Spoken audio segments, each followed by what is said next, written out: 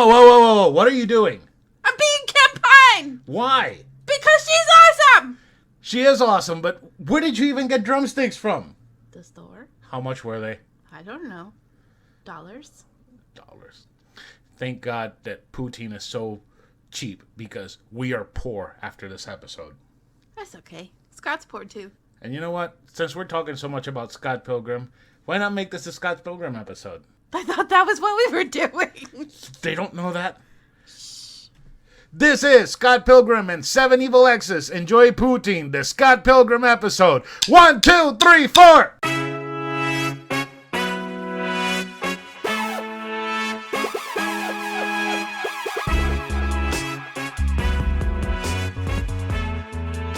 Jesus Christ, I am having a rough time putting these drumsticks back into their case. Yeah, I was having a rougher time. Hello. Welcome to A Novel Console, your weekly podcast where we talk about books, games, food, and stuff that caught our attention during the week. My name is Chris, and with me is my beautiful co-host and wife, Karradyne. Hello. What happened to all the energy from the intro? I think we upset Luna. She's distraught, and she moved as far away from us as she could go. She's always distraught and moving as far away from us as she can. But she still wants to stay in the bed. This is true. You know who else wants to stay in the bed? Scott. Our Patreon supporters. Our Patreon supporters support us through patreon.com with $2 a month, and they get entered into our monthly drawing of a game and a book. And we got to pick a winner for our Persona 5 Royal and House in the Cerulean Sea. The House in the Cerulean Sea. You will always correct me on that. You always leave out the. So let's make it a point to pick a winner next week, episode 26. There you go, end of the month. Perfect. So you all have a chance to go subscribe. $2 gets you entered. We won't draw until Thursday before episode 26. I have no idea what date that is. You have until the 25th? 24th? 25th at 5 p.m. Eastern Standard Time. What the hell am I doing? I have a calendar right here. The 25th at 5 p.m. Eastern Standard Time. Yeah. And 25 episodes, and we're having a very fun episode today. We are. We are talking about one of my favorite series ever, Scott Pilgrim, and we're talking about two of its iterations, the book and the game. And then on Sunday, we are going to release a movie. We are going to release an episode based on the movie on our Patreon. That episode will be made available for everyone to listen after, I want to say on Wednesday, so that everybody can listen to it, because everyone should listen to our opinions on Scott Pilgrim because we love it now. You love it now? No? I do. You do? I don't know that I'm gonna love the movie the second time, but you didn't love it the first time. No. Why are we married? It's a good question. I'm pretty sure I had to fight to stay awake during that one. Really? I had to fight to stay awake all the time at your apartment. Well, I was always falling asleep over there. I think there was something in the air. I think Crystal did something to the air. Well, my bed was also really comfortable and on the floor. Comfortable. It was like Wallace's bed and Scott's bed. Oh, God. On the floor, except I didn't have another Christian sleeping with us. And a gay Christian. It would have been like if Christian had been your roommate sleeping with you on the floor. That's true. Wow. That's very true. So yeah, so we're halfway to 50 and a quarter way to 100. That's really weird to think about. I know. In 27 more episodes, we've been doing this for a year. We've had been doing this. For a year. So Yes. I guess next episode marks 6 months of doing a novel console. I hope our year episode is better than our first episode. Oh, that first episode sucks. Please don't listen to it. Don't. If you, for some reason, deciding to click on this one and you're thinking about, oh, maybe I should go check out the first episode, don't. Please never listen to the first episode. It's got the Squirrel most... dildos, lots of awkward It has a lot of instances. fun stuff that we talk about. It's just the audio and us suck. So We don't suck. we're like Sex Bomb. We kind of suck. We are Sex Bomb. Like Steven says, do we suck? I don't know. Do you? We do. So. And what did we do this weekend? this weekend. We hung out with friends. Another year friends We too. have friends. What did we do? We're supposed to go to a Supercross event. Yes, but we managed to talk you out of it. All of us. It was a combined effort. It was there a at the you end. and Melissa effort. But Jorge then took our side there at the end and was like, I want to go to Arcade Monsters. We're going to figure out how to get there. And he got it. Yeah, we went to Arcade Monsters. It was crowded. It was uncomfortably crowded. But some of the games were fun. Yeah, we had a great time with George and Melissa. We were screaming at 1 a.m. We were. We stayed up so late, and they pulled up some weird stuff on YouTube that I eventually had to cover my face for. Yeah. And go to the bedroom and hide. That one. I was very disturbed. That one Cat in the Hat video. Y'all are weird. Made me very uncomfortable. It was very cringy. But the Batman videos were fun. The Bat Metal videos. And then that Bat Metal song got stuck in my head. It's not I bad. am be dangerous now. Not me hurt monster stuck down. Me pushed by you be in her. If you haven't watched those videos, you should go watch them. But just be warned that, like our podcast, they are not safe for work. Yeah, very not safe for work. Very, very not safe. Possibly more not safe than the podcast. I think they're about the same. We don't get naked on the podcast. They don't get naked in the video. They almost get naked. Oh, yeah. Yeah. Catwoman or Batwoman. or whatever she is. Yeah, Batwoman. And we ended up watching the Star Fox Terminal montage video. Terminal montage video. We did? Yeah, the one with Hiya! I think I was on my phone. You were on your phone? I don't know. Like, Slippy's dead. Nice! No? I don't remember. You don't remember? No. And then you were saying all the next day, all the time, hyaluronic acid. Or Hyaluronic acid. That. Because you kept saying hiya, and I was like, hyaluronic acid from that, like, Olay commercial or something. I don't even know what it is. That's ridiculous. We're so ridiculous. Anyways, yesterday was the Nintendo Direct. They did announce a couple of games that I'm very excited for. The first one being Skyward Sword HD. I'm finally going to get to play Skyward Sword without having to buy it for the Wii. And play it on my Wii U with the fucking motion controls, because I hate That's motion exciting. controls. And that Sega Frontier, the first one, is coming out in April. This is an RPG that is extremely hard that I had on the PlayStation 1 with multiple characters that you can choose to start your own story. This was an awesome game, but it was incredibly hard, so I never finished it. I don't think I ever got to the first boss of any of the characters. And I'm excited to play that again. There's an expansion pass for Hyrule Warriors that's coming out. Ninja Gaiden Collection got announced, so Ninja Gaiden 1, 2, and 3 Sigma are going to be released on the Switch. A physical version of Hades finally is coming out. That's fun. So I think I'm probably going to try to cop 2 of those copies if they're at a decent price. One for me, one for giving away. And apart from that, Stubbs the Zombie, another Xbox game that I never got to play. I always wanted to play. A new Mario Golf with a story mode. And hopefully it's an RPG story mode like in the original Game Boy Color games. And the best part, Project Triangle Strategy. This is a strategy RPG, tactical RPG, kind of like Fire Emblem, made by the same people who made Octopath Traveler. Does that mean you're going to sit on the toilet for hours and hours and hours and hours and hours playing this game? Probably, because it's on the Switch. Oh, God. So, it's called Project Triangle Strategy because there's 3 ways of thinking in the game, basically. Mm-hmm. And you have to feed into one of those ways of thinking so that you can have a diverging path separate from anything else anybody else would do. So an example they used in the game is a kingdom was asking for another kingdom to give them their prince. And there was kind of a meeting, and your character had to choose whether they were going to give them the prince or not. You would vote on which one, and then you would try to convince the other people to vote on which one you would like for them to vote. That would lead to a diverging path in which it would either have one battle happen or another battle happen, and it just looks so deep and interesting and fucking crazy, and I cannot wait for it to come out. It sounds pretty interesting. I downloaded the demo. I can't wait to sit down and play it. I wanted to do it before recording, but I took a nap all day. So Yes, he did. I thought I was going to get away with eating Taco Bell for dinner if he didn't wake up and cook, but no such luck for me. was the dinner that we ate better than Taco Bell? It was, but I still wanted some fucking Taco Bell. Fuck Taco Bell. Yo quiero Taco Bell.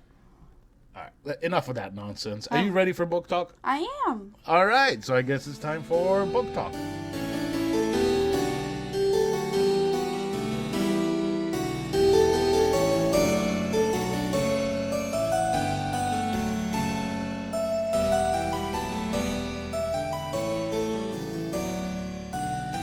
This week's books are the Scott Pilgrim Color Collections, volumes 1, 2, and 3, aka the entire Scott Pilgrim comic collection. The editions that I read, so the color collections, were all published by Oni Press on July 23rd, 2019. Some background information. Chris introduced me to Scott Pilgrim vs. the World back at the very beginning of our relationship. We were baby Chris and baby Karradyne. 3 years ago, we were baby Chris and baby Karradyne. More than 3.5 years ago. Almost 4 years ago. That's crazy. Because I'm pretty sure you made me watch this early on. Did I? Yeah. I don't think we watched it until we moved in here. No, we watched it in Marina. Did we? Yes. Huh. I remember very distinctly watching it on the floor with that damn sink light on because you don't like to watch movies in the dark and it drives me nuts. Anyway, it was alright, but it was also pretty weird, and I can't say that I was a huge fan, but Ramona's hair was pretty cool, with the dangly, with the hair like this. Do you know a girl with hair like this? I know you can't see us, but we have our index fingers pointing down on either side of our face. Faces. Okay, then a couple weeks ago, Chris had the brilliant idea to do a whole Scott Pilgrim episode, and that meant that he was finally gonna make me read these comics. Yes. After saying, oh, you should read Scott Pilgrim. Oh, you should read Scott Pilgrim. Oh, you should see if that app has Scott Pilgrim. Oh, let me put this app on your phone so you can read Scott Pilgrim. And I got out of it until now. I love you. Do you? I do. So thankfully my library is partnered with Hoopla, which is a digital media app where I can check... Hoopla! Oh my god. Where I can check out things like ebooks and audiobooks, and they had the entire collection in color. Chris was kind of bummed that they only had the color editions, but hell, I don't know that I would have enjoyed it as much if it had not been in color, to be honest. Half of the fun of reading these comics is watching Ramona's hair color change. I loved that so much. Scott had a mini freak out episode every time she changed her hair color. And they even like made a little side comment in the one that I was reading saying it was a lot funnier in the black and white edition.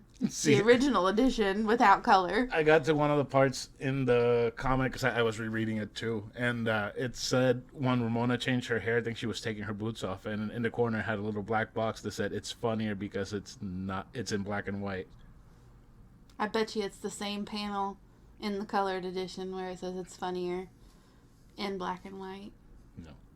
Anyway, I'm gonna be very, very real. Alone. Scott is a very annoying deadbeat with nothing going for him. He is terrible. And I don't understand why anyone would be attracted to him, be friends with him, put up with him in any way, shape, or form. It's like the part where Steven is throwing up before the show with the Clash of Demon Head. Mm-hmm. And Scott's like, oh, fuck you, asshole. And he just leaves. Steven's telling him to get Julie. And he walks by Julie. And Julie says, is he throwing up? He's like, yeah, he is. And he just keeps walking. Like, the fuck, Scott? He's a trash human. He is garbage. He is. He really is. But the group that he surrounds himself with is like an A++ group of people. These comics have the richest supporting characters you will ever find. I freaking love Kim Pine and Julie Powers and Wallace Wells and Stephen Stills and Knives Chow and Young Neil. I only grew to love Scott Pilgrim because of these characters. And I guess Ramona Flowers too, because hair. I'm obsessed with her hair. Ramona's is also kind of terrible too. She is perfect for him. They're both pretty awful.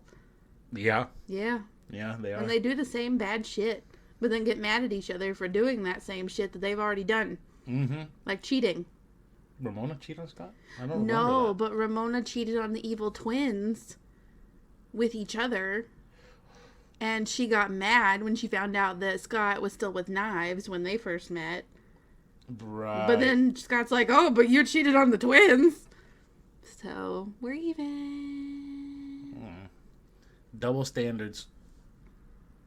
Anywho. I also love how these comics touch on serious topics like depression and abuse, but manage to keep such a light and funny tone. I appreciate that the sadness never sticks around for too long, because otherwise I might just find myself spiraling down into it, because that's me. Mm-hmm. Did you mention the name of the creator? Oh, no, I didn't. So it was created by Brian Lee O'Malley. Yes. I'm a terrible person. Yes, Brian Lee O'Malley. He is really good at drawing and writing and stuff. He's amazing. Mm-hmm. Takes very, very simple looking characters, but makes them so expressive, especially with their eyes. Yeah. And Scott's eyes get real big and his pupils get real tiny. Yeah. Love it. There's also a lot of video game influences in these comics. I don't know, like there's, I had to fight a bunch of guys and then get to like a boss and kick him so hard that he saw the curvature of the earth. Like, and then he like earns experience points or whatever with certain things that he does. yeah, and he gets like power ups and like some of the font is like pixelated when it's The movie especially does have a lot more video game stuff. Some very obscure video game stuff. Like one part, there's like a Bioshock noise, and I was like, "Holy shit, that's Bioshock!" And I was the only one that got it. It's pretty cool that they get coins like every time he kills an evil ex-boyfriend. You like headbutted my boyfriend so hard that he turned into coins.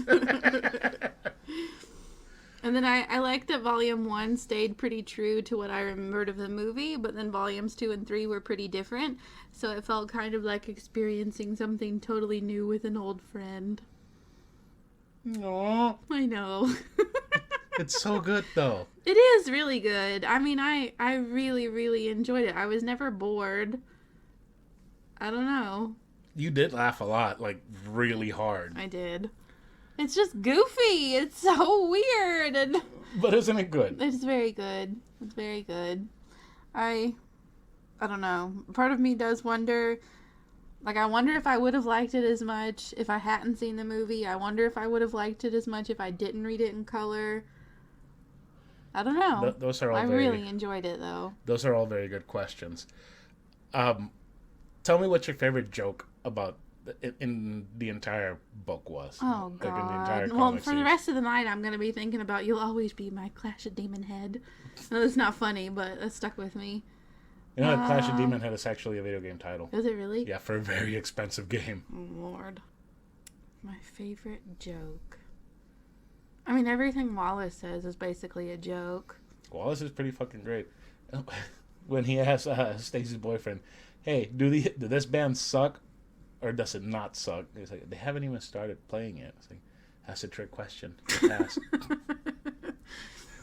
My favorite of all time is when Scott sees Ramona at the library for the first time, and it just transitions into like band practice, and he's just playing like the same note over and over again. Like, Scott, you've been playing the same note for the entire song. Is your girlfriend distracting you? And Knives just says, "I'll be quiet." Oh, yeah. And when Envy smacks Knives' highlight out of her hair, and when He pushed the highlights out of her hair. when the vegan police show up and steal Todd's vegan powers because he ate gelato. It's milk and eggs, bitch. It's so fucking Oh, good. dear. It's wonderful. And I did get really annoyed with Scott the first time I read it when he got the job, and that was like one of the things that Ramona wanted him to do, and he had He a didn't job. even tell her. He had the job for like days, and he forgot to tell her until they broke up. Mm-hmm. Like, the fuck, Scott? And then he got fired, but then he got rehired. It was just a mess. It was a mess. But do you think you would have related to any of these characters back when you were around their age? When I was around their age, I think I would have related to Kim Pine. She's so angry. She's so angry. And gay for knives. Well, okay, so other than that, no, none of the gay feelings. But, yeah, no. Very angry, unhappy, emo as Angsty. fuck. Yeah. Not freckled or redheaded. No. But other than that, pretty bitter. It's pretty great. It is a really great comic. I read that comic after I saw the movie and I played the game.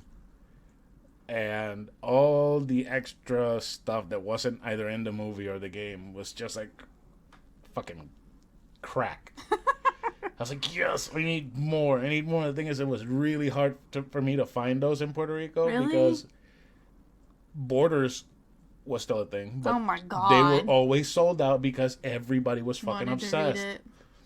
And you would go and you would always find 1, 2, and 3, but you could never find 4, 5, and 6, especially 6. You have no idea how long it took me to find 6. So is that what the 3 volumes are? 1 and 2, 3 and 4, 5 and 6. 5. Yeah, okay. Yeah. I was like, what? Numbers? Yeah. Numbers? I remember Borders. The last Borders I remember ever seeing was in Athens. It closed my freshman year. I went in there like a handful of times before they closed.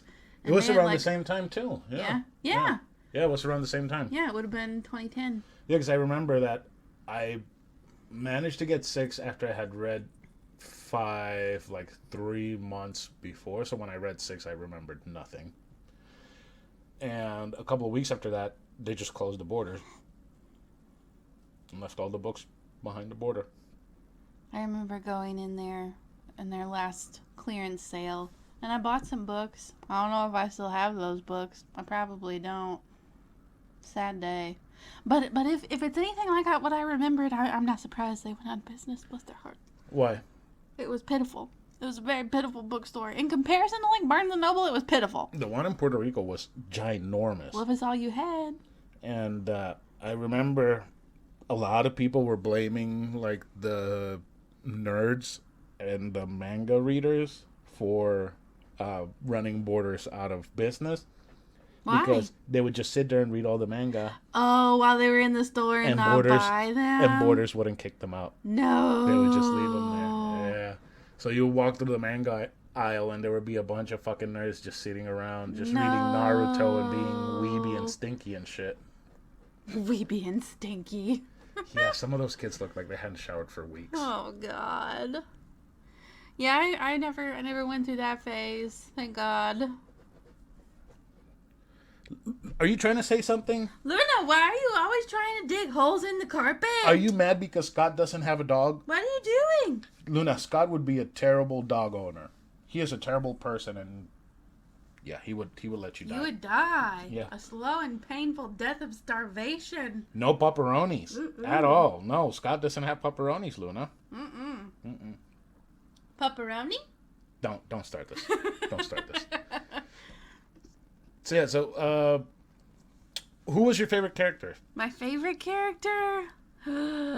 Kim. You're just obsessed with Kim. I love Kim, but I love Wallace too. Wallace is my favorite. Wallace is great. I distinctly remember not liking Wallace in the movie. I don't think he captured his essence very well. It was Kieran Culkin. He did not do a good job. They didn't give him all the awesome lines Wallace has in the comic. No, they made him very boring. Made him kind of an asshole too. Yeah, they did. Because, I mean, he is a little bit of an asshole. But ultimately, he is Scott's best friend and has Scott's best interest in mind. It's also funny how most of Scott's friends came into his life because they met him somewhere. And they went to his house, and his brother just let him in, and they just walked into the basement and asked, "Do you have lemonade?" It's like, what? And the next thing you know, he's having dinner with you, and you don't even know who he is, but then you're his roommate and sharing his bed. And wearing his shirt for your rock show. Socks. Yeah. Mm-hmm. Scott is a Like you freeloader. said, one of the best panels is going through their apartment and naming all the things that belong to Wallace or Scott, and everything is Wallace's. Except for that shitty poster that says, "Shitty posters. This is Scott's." And the socks that Scott is wearing are Wallace's socks. Dirty clothes on the floor. Scott's. Everything else is Wallace's. And it's a very abysmal little apartment, so that's really not saying much that everything else was Wallace's. But I was just thinking that one panel where Scott is saying everything sucks, and Wallace is trying to convince him that bacon doesn't suck. Mm-hmm. And he's cooking bacon in that tiny apartment. Mm-hmm. That smell is never leaving that tiny Nope. apartment. No smell is ever leaving that tiny Nope. apartment. And when Ramona and Scott are eating on the floor, and she says, I wish you had a table. That's... Yeah. Did you ever have a point in your life where you didn't have a table? Yeah. Yeah? I didn't. I just ate on the couch, so... Then I got a table, and it was a giant table. It was a really fucking fancy table that my mom got for like $80. It had like a glass top. I think there's a picture of it somewhere on my Instagram. It's covered with a bunch of beer and stuff. Way to go. Well, my friends and I would get together and just drink and play video games. We don't have friends anymore. No, not only because of COVID, because they spread all over the world. Damn, that's oppressive. Did you just say that's suppressive? That's depressive. What? That's depressing. It's English. Where am I from? The Americas. Okay. So, Oh, God. so anything else you want to say about the book? I'm really glad that I let you have your way and make me read them, but like I'm also really glad that you're not gonna be breathing down my neck anymore saying, have you finished Scott Pilgrim? You know you gotta finish it by Thursday night. Where are you, Scott Pilgrim? Are you finished yet? Are you finished yet? Are you finished yet? You need to be reading Scott Pilgrim. Stop reading books about fairies. Books about fairies? Yeah, that's what I've been reading when I'm not reading Scott. Oh, Lord. A Court of Silver Flames, published this week in case any of you missed that memo. I was only doing it out of the best interest for us. Uh-huh. It was good. 5 stars all around to every single one. Oh my God, really? Yep. 5 stars to Scott It's Pilgrim. very solid. It's very, very solid. And it's quick. It's easy. It's cute. It's funny. It's very serious. funny. It's It is colorful. If you read the color collection. It's very colorful. Yes. There's this one thing that I never got while I was reading the black and white version, and it doesn't happen in the movie or in the game, when Ramona's head starts shining. Yeah. What was that about? Like, what did it look like? In the colored edition, there were just like little white lines floating around her head. So just like in the black and white one. Yeah. Nothing And her eyes fancy. like go huge and her Yeah. pupils really tiny. Yeah. No, that's nothing fancy. Oh, Happens to Scott. Scott too. It does? It does. Huh, I don't remember that. I guess I'm gonna have to continue and finish them. Because I do love me some Scott Pilgrim. Yes, he does. Mm-hmm. So, anything else you want to say before we move on to games and stuff? We are Sex Bomb. I'm done. That's your takeaway. Yes, that's my biggest takeaway. Thank you. All right, I guess this is games and stuff.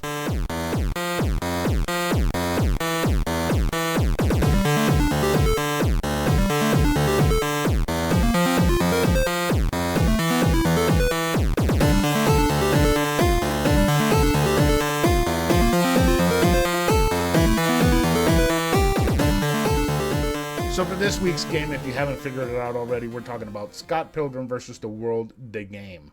Scott Pilgrim versus the World, the game was developed by Ubisoft Montreal and published by Ubisoft on August 10th, 2010 on PS3 and Xbox 360. Ubisoft makes me think dirty things. So does Microsoft. It's about tiny penises. Whoa, I never would have thought of that before. Micro. You just soft. ruined Microsoft for me. Ruined. Hey, baby. So the game was delisted in 2014, which is bad because that made the game unpurchasable anywhere online, with the only surviving copies being on PS3 and 360s that had the game still installed in it. Why did that happen? Licensing, which is bullshit because you have a game that's digital only. Now companies are wisening up and actually releasing physical copies, which is good because that way the game can be preserved, you know, and have future people be able to play it or have it in a certain way that it wouldn't be affected by licensing. So let's say, like, Universal Studios with the Marvel area. They're licensing that out of Disney. When those licenses run out, it's done. They cannot operate. Same thing with video games. That's why there's a ton of video games that are stuck in this hell where they cannot be re-released, and only other way to play them is by buying the original copies. Those copies don't exist, and this game is in limbo. That's infuriating. That is fucking infuriating.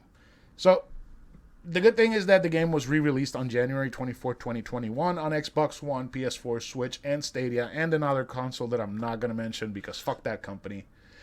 And I 100%ed this game on PS3 and replayed it on Switch for this review. The game is a side-scrolling beat-em-up in which you control Scott Pilgrim, Ramona Flowers, Steven Stills, Kim Pine, and Wallace Wells, or Knives Chow, as they trek through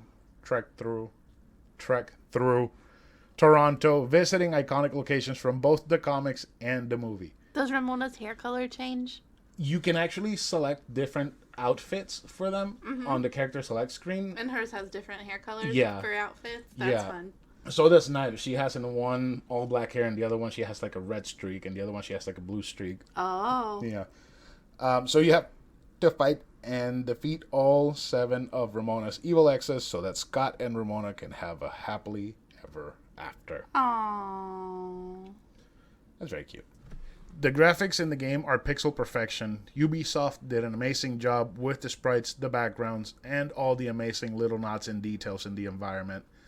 Many scenes from the comic were recreated perfectly in the game, like the concert hall at the Rocket where Scott fights Matthew Patel.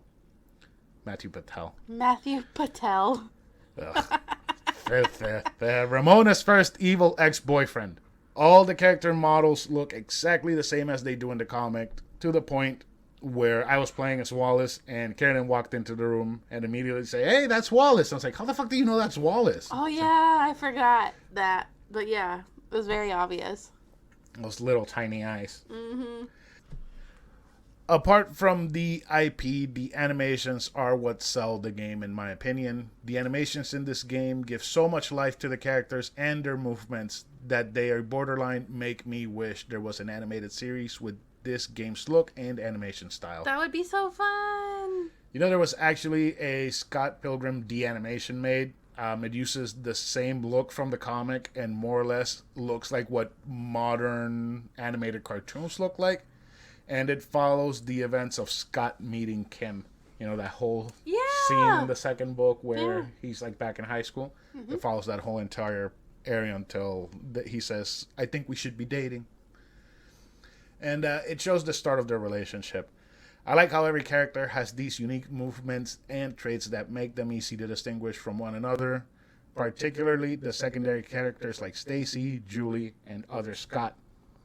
You can tell who they are just by the way they move and the little animations they have. That's awesome. And also another thing is that each character that you're able to play as has their own unique movesets.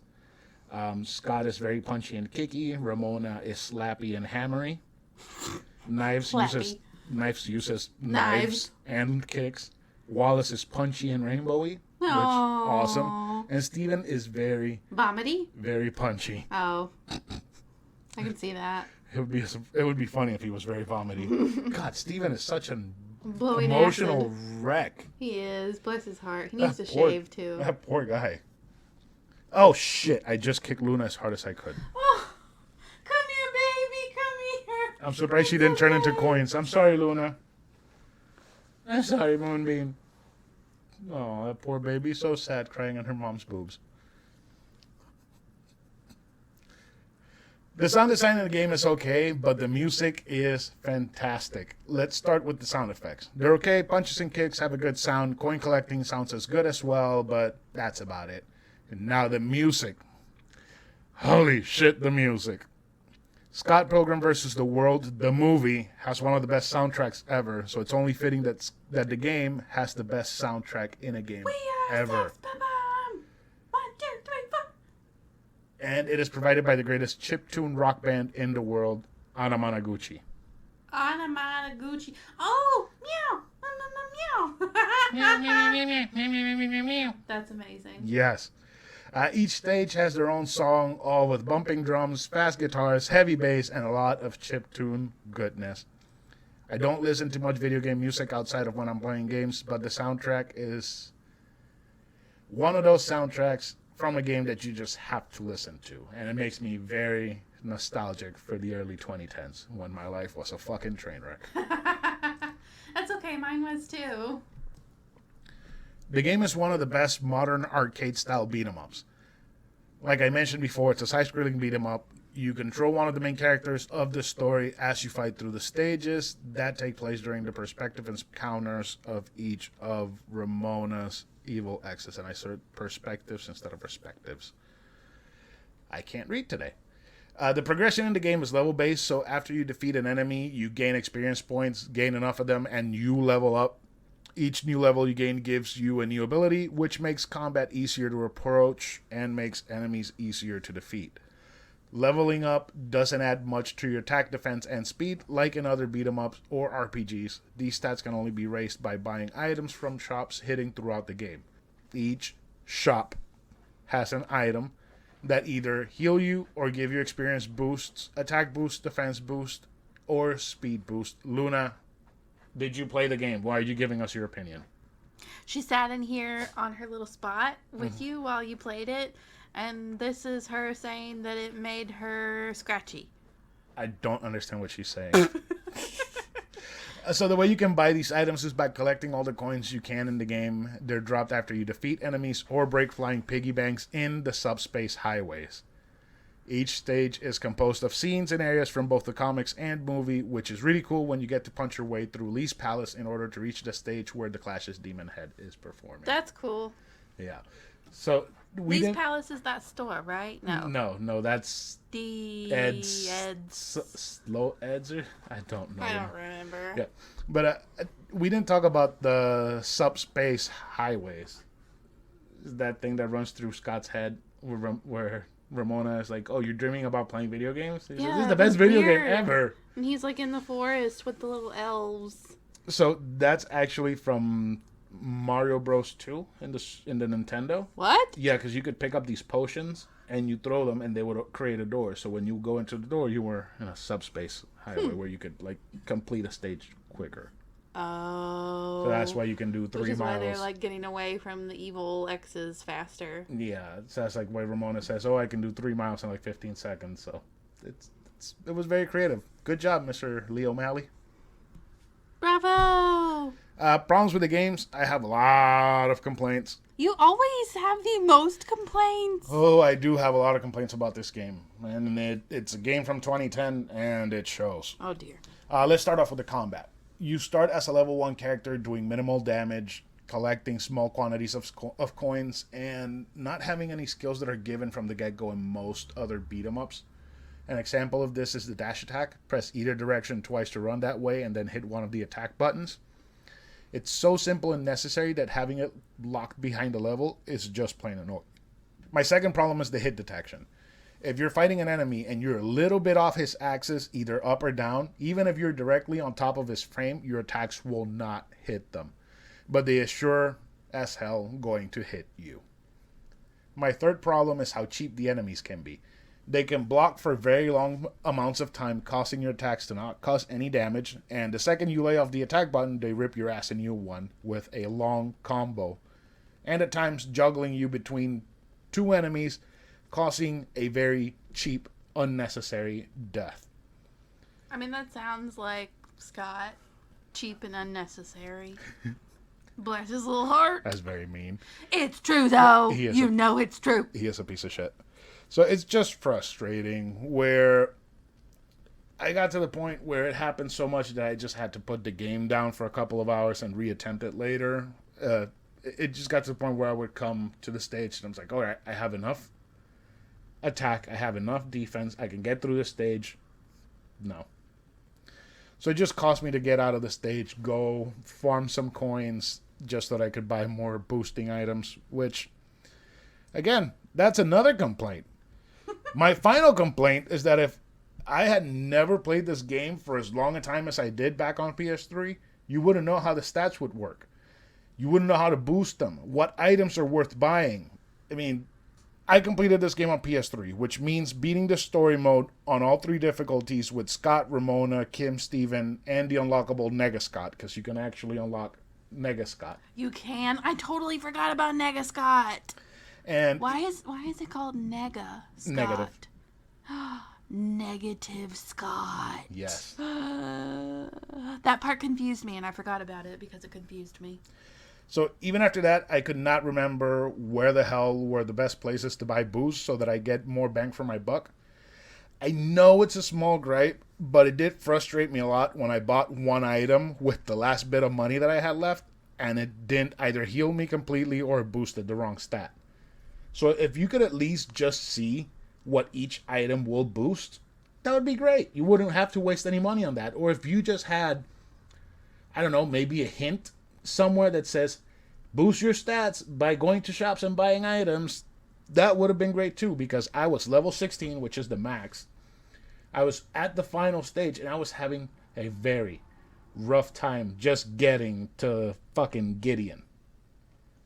That's so annoying. And then I noticed, oh, I can buy items to boost my stats. So I had to go with all $600 that I had and just buy all the stat boosters so that my fucking You finally got the Gideon. Wallace could have full defense, full attack, and full speed, so I can kick Gideon's ass all over the place. That fight is really cool because you do get the sword of the power of love, and you can beat his ass with that sword. That's exciting. It's really fun. He's a creep. Gideon is a fucking monster. Scott's an asshole, but Gideon's worse somehow. Praises for the game. This game is probably the best multimedia tie-in game ever. It's an incredibly charming game that tells a love story filled with punches and kicks on the way to overcome all the obstacles represented by emotional baggage and insecurities. That's such a good way to put it. Is it not? It's brilliant. Isn't that what the story's about? It's all about emotional baggage and insecurities. I do feel bad for Scott, as big as a piece of shit he is sometimes. He is so Yeah, fucking insecure. He is a mess. The dude needs counseling. He really does. They all do. Yeah, especially Steven. And poor Knives. I like Steven so much, but God, he is just an emotional wreck. He cannot. His nerves betray him. Where was I? Okay, so the art style and the little still images of Scott and Ramona kissing after each ex is defeated really drives the point home that these two want to be together. And that having to explode an asshole ex with a headbutt is what has to be done, then so be it. You headbutted my boyfriend so hard he burst into coins.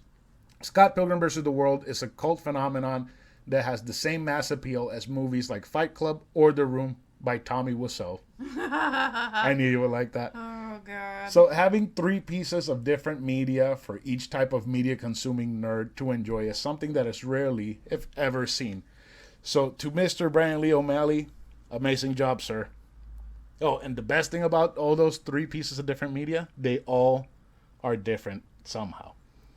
The movie is different, the comics are different, and the game is different. They cover the same story, but in different ways. It's great. It's excellent. The game, the movie, and the comics came into my life in a point where I really was trying to figure out where I fit in my late teens / early 20s. Oh. I felt and sided with Scott, and in many ways, not knowing what the future held, not knowing what to do next, it felt like I was drifting. Luckily, I learned not to be like Scott, and somehow I got to where I am today. And I am extremely grateful that I had the movie, comics, and game to help me understand myself a little bit better. I don't think the series was a success because of the movie, even though Edgar Wright did a phenomenal job adapting the comic into a coherent film with an incredible soundtrack. But And an awesome cast. And a fucking incredible cast. Fucking Captain America's a bad guy. There's some big time folks in that movie. But because you can identify with a handful of characters as you're growing and maturing, that is why this series succeeds. And that is not something you can find easily in any other piece of media. Also, was it just me, or did Lucas Lee feel like he didn't really care about the league? He was just there for the sake of being there. That's so true. I feel like Lucas Lee was a blip. Yeah, because he was like talking with Scott, and they were like having a civilized conversation. They were like actually being friendly to each other. It was super easy. And the way Scott's beat him, it's like they didn't even fight. He's just like, oh, can you just do a trick? That's it. Boom! Explode. Bye. That's Chris Evans, right? That was Chris Evans, yeah. Thought so. Brandon Routh was Todd. Who? The third evil ex-boyfriend, the vegan. I know that, but who? He was Superman in the Superman Returns movie. Oh, I didn't watch that. Yeah. Nobody did. Overall, this game is excellent. While it suffers from a few issues that really aren't that major, it is still a great game well worth the $15 price tag. And playing it with friends with fully leveled characters is one of the most fun experiences anyone can have sitting on a couch while virtually beating people up in the streets of Toronto. Because some things were left for me to figure out on my own after months of playing the game, originally on PS3, this game gets a 4.5 stars. My rating is higher than yours. It ain't perfect, but neither are we. That's very true. Scott definitely ain't. Oh God, Scott's a piece of shit. Poor guy. So, are you ready for garbage? I am. Garbage? Garbage. Luna, do you want the garbage? Luna! Do you want ready the garbage? for the garbage? Luna? Garbage, Luna? Oh, well, that's a new word she's gonna know. She does. She didn't answer, so. So excited. I guess no garbage. You ready to end the episode then? Bye. Bye, everyone. We are Sex. Bye-bye.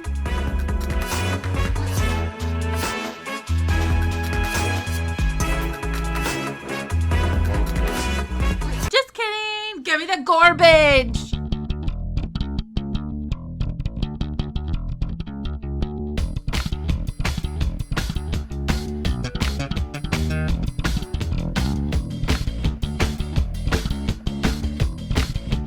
This week's restaurant is Gooda Fooda in Oviedo, Florida. Gooda Fooda in Oviedo. Well, it doesn't really work the way I thought it would. I mean, it does sound like it would rhyme until you say it, and it doesn't rhyme. No. Okay, so as far as I can tell, and you correct me if I'm wrong, Gooda Fooda is a food truck, and it's most well known for being a food truck. But now they have their own restaurant. It's like a little mom and pop place in Oviedo near. I'm not 100% sure.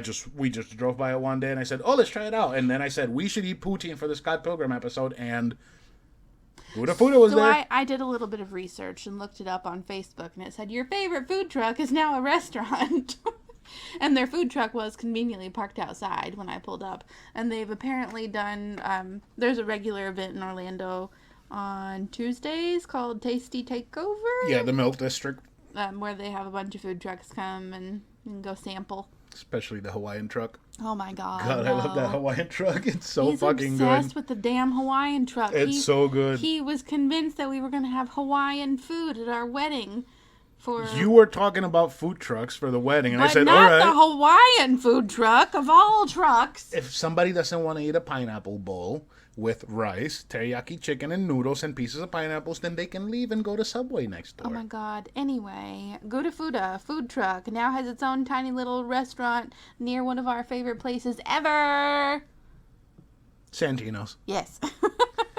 So Gooda Fooda serves empanadas, subs, wings, and the reason we went, poutine. Yeah, they have a whole bunch of different types of fries with shit on top. Poutine! And they actually do it right, unlike that Crispers place where it was covered in a whole lot of nothing that tasted like nothing. That was awful. So obviously this was super appropriate since Scott Pilgrim is Canadian, in case you didn't know.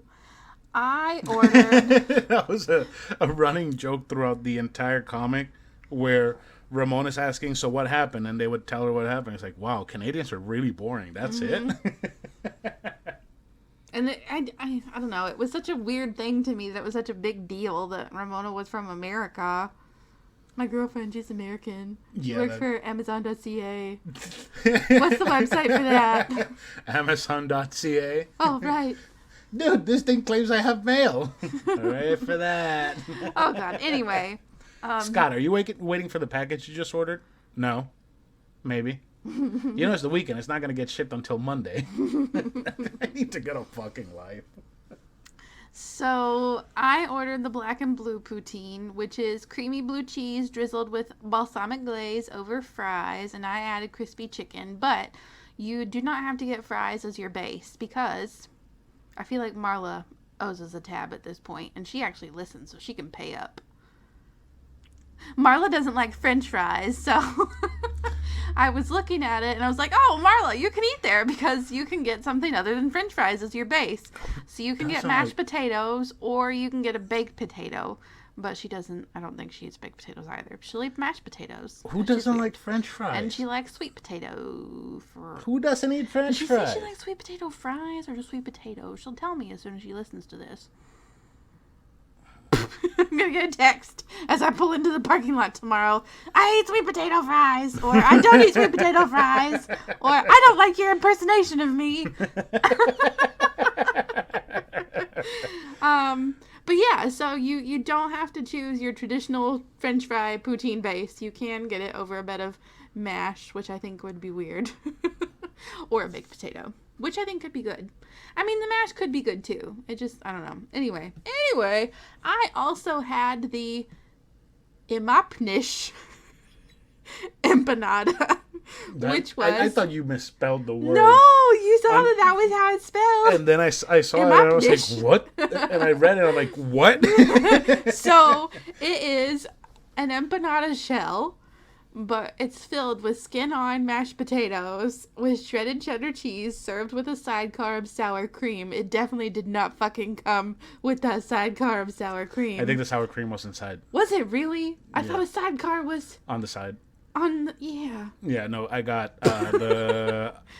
We're not 2 years yet. Cilantro. Oh, yeah, cilantro, lime, something, dipping sauce. That's a really good sauce. It was good. It would have been better with a different empanada than what I had. Like the one that I had? Yeah, I wish I'd gotten yours. I was going to get you mine, but you did want that empanish one, so I was like... Imapnish. Oh, shit, I kicked the computer. Anywho, so... I really liked my poutine, but holy fucking hell, it is a fuck ton of food. And those potatoes fill you up so fast. And I had double potato. I had French fries and potatoes in my empanada. So I was screwed. Like the empanada is not even that big, but I felt full just after eating that. It was crazy. Well, you've also been on a diet, so... I have been fasting. It's not really a diet. I guess it sort of is, but not. I don't know. Anyway, the poutine was pretty freaking tasty and just the right amount of creamy. I do wish that there had been more blue cheese chunks. It was more dressing than it was There would be teeny tiny little chunks every once in a while. You should have grabbed some of the blue cheese chunks that we had. I should have, but I felt like that would taint my review. Because if I made it better, then that's not fair. Right. So yeah, the balsamic glaze complemented it really well, and it was pretty good. It was. It was pretty good. I was surprised by the fact that the fries stayed a lot firmer and crispier than I thought they would. Why did that happen? Because they weren't hot boxed like Twisted Root hot boxes their food. How were they packaged? They were packaged in containers similar to what Arcade Monsters packaged theirs in. So it was cardboard, but I don't think theirs had the lining that Arcade. It did have. It did have the wax lining inside. And really, until we opened it and started eating, that was when they kind of started to wither. Yeah, they started to sog up real hard when we opened them. But he added crispy chicken to both of ours. I don't know about yours, but my chicken stayed crispy the whole time I was eating it. I was impressed. And it was coated in sauce. The skin did fall off. Yeah? On mine. Oops. But was it still crispy? It was still crispy. There you go. Yeah. There you go. I was very impressed. My empanada, it was fine. It's not what you wanted. Bad. It's not what you thought it was. It's not what I thought it was. I figured the potato filling would be more savory. So Luna's scratching the floor right now because she's saying that she didn't get any French fries, and that's her favorite food. She was so mad. Yeah.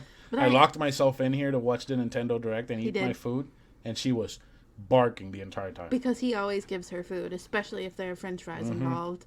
And she couldn't get to him, and she knew I wouldn't give her any of mine. Okay, so we said already what you wanted us to say. Can you stop, please? She's done. Okay. Thank you, Luna. So I thought that my filling would have more texture, too. And it was just creamy goopiness. I mean, I tried it, and it was pretty good. It's not bad by any means. I don't know. What you wanted. No. So my empanada was the beef empanada. Mm-hmm. It was stuffed with delicious seasoned beef. I don't even know that I actually tasted yours. I don't think I did. You did. You did take I a bite out did? of it. Yeah.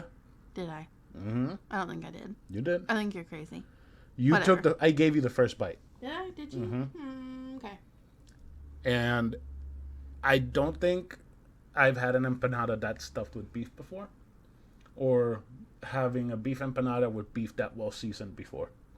So that is a really good beef empanada. It's $3. I don't think that's too good of a price for the size, but it was still a pretty fucking good empanada. I want to go back and try their subs. They do have a sausage and pepper sub. I do love sausage and pepper subs. I want to try that. Mm-hmm. So. I want to try almost everything on their menu. Mm-hmm. Almost. I do want to try the Gooda Fooda fries. Because it's What was on those? Gouda cheese and something else. Oh, right. So that sounds like it's pretty good. So I did get the regular poutine. Traditional. It had beef gravy, cheese curds, fries, and the crispy chicken. The beef gravy is probably one of the best beef gravies I've ever had. It was very tasty. It was very rich, very flavorful, and it had very good depth of flavor. It didn't have layers, but it did have a solid foundation for the flavor. It was amazing. If yours made me think of that time in Canada when our tour guide lady, she wasn't our tour guide, she was our host's wife, made us all have poutine, and we were obsessed. It was so good. You know, most times that I had poutine, the cheese curds are just cheese curds. They never melt. These were melted. They were melted as Well, fuck. remember on Chopped they said it was inappropriate to have non-melted cheese curds on poutine. That was also Amanda Freitag. So She sucks. I hate her. who cares what Amanda Freitag No says? one.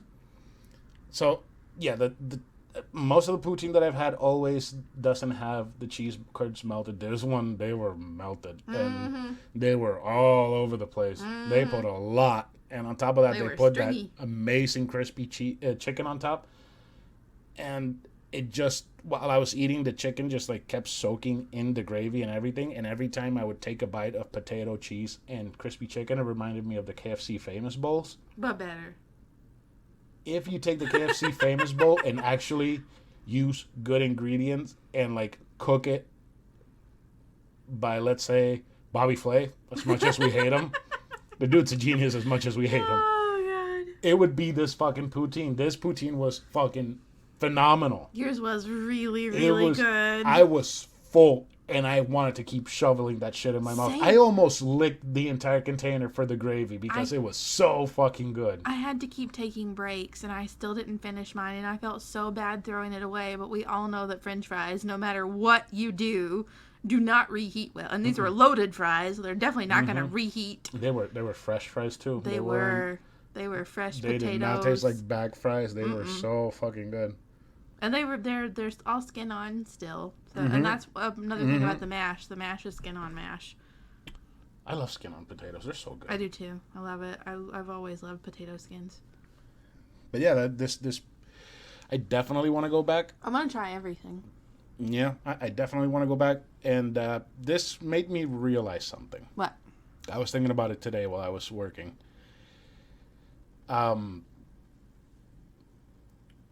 Oviedo is becoming a really huge, amazing, cheap food place. That nobody really knows about unless you live in this area. Nobody's gonna go out of their way to go to Oviedo To for get food. I mean, nobody's going to go out of their way to go to Oviedo to get pizza. And best pizza we've had in all of Orlando is Santino's. You should go out of your way to go to Oviedo for pizza. The best. You won't. The best poutine I've ever had is in Oviedo. The best barbecue that we've had is in Oviedo. I mean, not the best ramen, but it was pretty fucking good ramen. They got a Culver's in Oviedo. Yeah. I mean, I don't need to go downtown for anything. Nope. One, I fucking hate downtown. Yep. Two, it's overpriced. Three, Yep. the people fucking suck. Yep. We just need to find some sushi. We got sushi down the road. That's fine. I think there might be something new over there for sushi, so we might have We'll to try go. it. Anyways, what I'm saying is go to Oviedo. Oviedo is fucking awesome. I mean, it's just becoming this food center. Oh yeah, Teriyaki Madness is over there. Teriyaki Madness is in Oviedo too. It's very chill. I love it, and it's all cheap too, and it's good quality food made by people that actually care about the food that they make. They're not just in some fucking production line just shoveling out food like most other places and fucking fast food joints do. Because, like, I know that this was something that you weren't a fan of, No, but... before you continue, I have gone to a couple of fast food places, and the people cooking do care about their job and the food, and I've had some really fucking amazing food. You remember an Eagle Smear, the firehouse behind it? Yeah. The dude that made the sandwiches in Firehouse during the day wanted to open his own firehouse. Aww. He made the best sandwiches in that firehouse. Yeah. He made the best firehouse sandwiches, period. So, what are you going to say? I know this was something you didn't love, and I know this is a chain thing and not just an Oviedo thing, but it's little things like the fact that Mission makes you stand up for the pledge or the national anthem every day at noon. I don't know, there's just like a sense of community there. And then at Teriyaki Madness, when the manager was helping the family with the returned money, and he was saying, yeah, we're so happy to be in the neighborhood, we love Oviedo, yeah, it's just nice. It's a sense of community. Yeah. Made me feel like I was back home in my teeny tiny town where everybody knew each other. And it just goes back to, it's like these people care about what they're doing, they care about their business and the people that they're serving, so, you know, you're going to get what you pay for. Yep. In Quality. fact, you're going to get more than what you pay for in these places because they fucking care. So if we could only find a good chicken place up in Oviedo, that would make me so happy. Didn't we find the perfect chicken? Did we not find the perfect chicken? We found the perfect Cuban. We're still looking for the perfect chicken. We found something close to the perfect chicken. It's as close as we're going to find, but it's fried chicken. I want something like baked chicken. Oh, right. You didn't like that one. Chicken. Yeah, no. The one in Mission? Yeah. It was good. I just feel like when you smoke shit, it kind of stays raw. Like all the blood just stays in it. Ew. And it just... I don't mind eating blood. It's just when you're eating chicken and you pull a piece of meat out and it's red and covered in blood. Nope. That's when I'm Turn off. Yeah. And having my hands sticky with chicken juice and chicken blood and stuff. So what are we rating Gooda Fooda? Gooda Fooda. I'm going to be honest. For what it is, I don't want to rate it garbage, but for the quality, this is definitely garbage. It is 1000% garbage quality. Mm-hmm. So just because of quality, doesn't matter that it's just poutine and empanadas. It's just fried shit with stuff on top. It is still fucking delicious. This is what garbage is all about, is food that makes you feel good. Food that's cheap and feels gourmet. So, They did it right. Yeah, they didn't just like you. I don't know. Like I think about getting poutine at Epcot or Disney Springs, where they just toss it into a little thing and. they don't even put it in a salamander to melt the cheese, or No. like throw the cheese curds and then the gravy on top so it melts. No, it's like it's all. It tastes good, but it's not. There were two Although- little ladies working in there. They both made the food with all of their love and care. It was delicious. It was perfect. It was so good. So yeah, Gooda Fooda, garbage.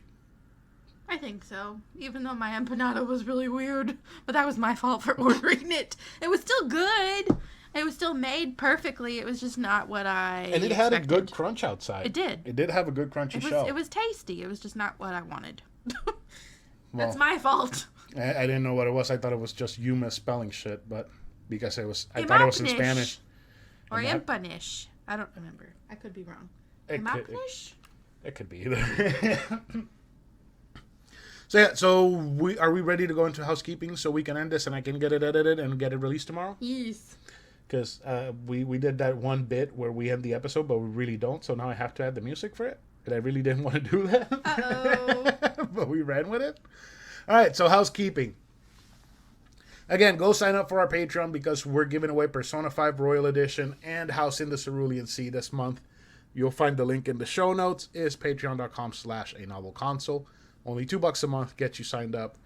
I'm actually, you guys can go there right now and vote for the poll that I have currently running for the game that you guys want me to finish and talk about. And I'm not sure yet. It might be up, but Karradyne does have the same thing with a book. Books. Yeah. So remember to follow us on Instagram and Twitter at anovelconsole and on Facebook at anovelconsoles. I was going to say at anovelconsole.com. At facebook.com/anovelconsole. Don't forget, you can also tell your friends that they can find the podcast on most major podcast streaming platforms and that they can also listen on YouTube by searching for A Novel Console. Don't forget to tell them to subscribe, like, and comment, which we would really like if they did. You should also leave a review on Apple Podcasts and Google Podcasts so that more people can find us and we can get this community growing. You can also email us at anovelconsole@gmail.com and we will read your email on the show, or we won't, depending on what you say that you want. We won't make fun of you unless you want us to make fun of you. And our art was done by Metamorphic on Instagram. You'll find her link in the show notes. And I feel like we didn't really make fun of Scott Pilgrim at all. We just gushed over it and said that Scott was a piece of shit. Yeah, that's about it. That's fine, though. Hey, we enjoyed it. We did. And stay tuned. Sunday, we are uploading the Scott Pilgrim movie opinions. This would be probably the 19th time I've seen this movie. Oh, my God. And this will be the second time Karradyne's seen it. And hopefully we have some bad stuff to say about it. Which we should aim to make it a review about the shitty or cheap shit in the movie. Although I think it's still a pretty fucking amazing movie. I can say the shitty stuff. I have no shame. All None. right. So before we end, do you want to say something else before we end? I love Ramona's hair. Do you want to have her like this? Yeah. I love Kim. You want to say goodbye now? Goodbye now. All right, guys. Goodbye, everyone.